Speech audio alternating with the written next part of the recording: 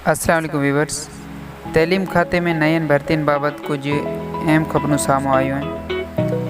IBA इंतज़ामिया सां सूबाई वज़ीर तालीम सैयद गनी जी मुलाक़ात।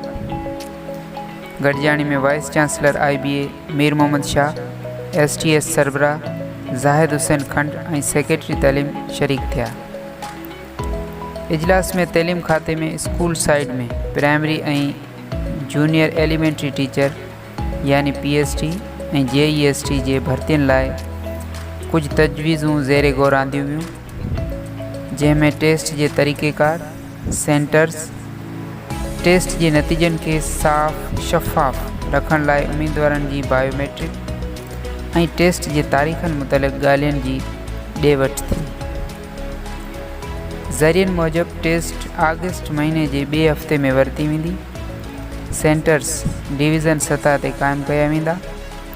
हर सेंटर जी CCTV रिकॉर्डिंग कई वेंदी।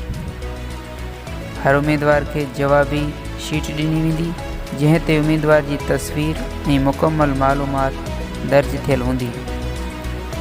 टेस्ट खां पोइ उम्मीदवार IBA जी वेबसाइट ते वञी जवाबी की चेक करे सघे थो, जॾहिं त टेस्ट जा नतीजा सेप्टेम्बर महीने में पधिरा कया वेंदा। जल्द ई IBA जी वेबसाइट ते टेस्ट जी तारीख़ुनि जो शेड्यूल पिणु ॾिनो वेंदो।